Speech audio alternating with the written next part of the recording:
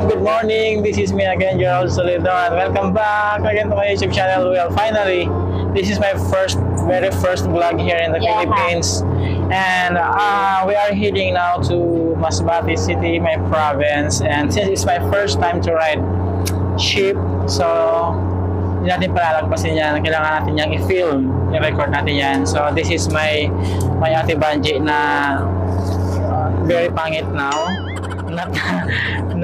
Not the same as before. And I have my ate also here, and she is very tall, for flat in height. And this is Gilbert. I'm actually here on the top of this ship. Yeah, ship, not a boat. It's a barco. It's a barco. As you can see, guys, we are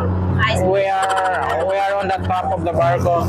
Well, guys, I just want to share you that our travel is very long. We're traveling since yesterday. How many hours now? We are traveling actually since yesterday at 2 in the morning, and it's already what time now? It's 6 o'clock in the morning. So we are traveling now for more than 1 day actually. Yeah. I'm so much tired, mga babe. Gusto ko lang matulog. Yung paligid, babe. Ito, hindi ko alam kung para saan yung pangisda yun, yung barkong yan. Ito yung ship na for fishing. Yeah. We are on the pier waiting for our safe travel. Yan, yung pangisda yan. Ito yung aming sinasakyang barko. So the reason why we are here on the top of the ship, because we are waiting for the canteen to open, because these people here are starving already. We have here our breakfast, noodles and biscuits.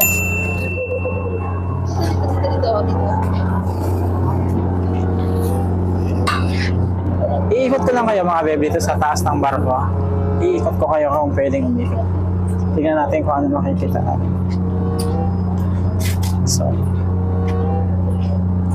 first time ko talaga sumakay ng barko. So, hindi pala pwedeng umikot. Hanggang dito lang tayo. Alam ko pwedeng umikot. So, pwede na pala. So, andito na kami. Pumasok namin sa canteen. Mabaho. Ang baho. So, nandito kami sa loob ng resto bar. It's not a pleasant smell. It's a little bit smelly here. I don't know why, but it's smelly. So let's have our breakfast, mga beb. So, oh wow, there is a super VIP class. Wow, grabe naman. Resto bar, you can sing anyway if you want to sing song. Oh well, babe, nag-aaway-aaway na sila sa kanilang kakainin. So, for now, i-off muna natin to at mag-breakfast muna tayo dahil gutom na kami. See you na lang later when I finish my breakfast. Okay, bye! See you again later. Let's go! Look at that, guys. Ang daming tao. Sila pa yung mga kasama pasahero dito sa loob ng barko. Doon po. Ano dyan? Doon na po pwede ko.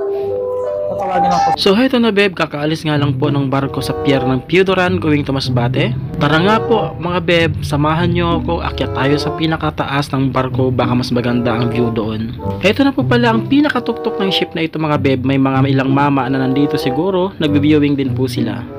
Ang ganda kasi ng tanawin, mga babe, lalo na kung personal. Pero tara na, mga babe, baba na tayo. Ang ingay pala dito sa taas ng barko, tsaka medyo natatakot ako. Char! Hey babe, where are we now? We are now in the Masbate City. So in just a few moments, we will get off the ship and another bus again to our town. Magandang tanghali po sa ating mga minamahal na pasahero. Kung maaari po sana ay magsipo muna at manitili po muna kayo sa inyong mga akomodasyon. Andito na nga po pala tayo, mga babe, sa pinakahuling bangka na babiyahe papunta sa aming isla. Sa wakas, matapos ang mahigit isang araw na biyahe. Ilang sandali na nga lang, mga babe, ay makikita ko na ang aking pinagmulan na matagal kong hindi nakita. Sobrang excited na kaming lahat, mga babe.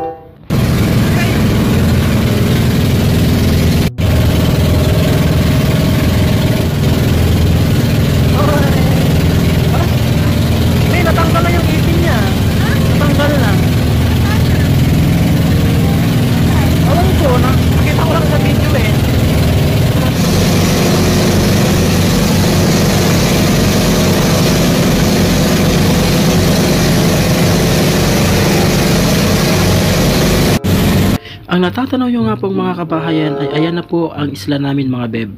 Ang pinakamamahal kong gumahang. Halos magdidilim na nga po mga beb nang kami ay makarating sa aming isla. Ganun kahaba ang biyahe. Maraming salamat mga beb sa panonood ng aming video. Hanggang dito na lang po muna dahil di ko magagawang mag-film habang kami ay bumababa sa bangka. Paalam! See you in my next vlog. Dito na kami mga beb. Ito yung aming pantalan. Kita ko ulit siya after almost 7 years. Hindi na 7 years. 8 years ako. Hindi nakauwi dito sa probinsya namin. 8 years. Dito na kami. Tadaong na po kami. Bababa na kami sa bangka. Eh, gabi na. Gabi na actually mga beb. Ano naman yung ginagawa na? Basta, yung mapakita ko lang mga sapakat ko. Baba na kami mga beb. Update na lang mamaya pag nakarating kami sa bahay kasi marami kaming gagawin. Okay, bye! See you!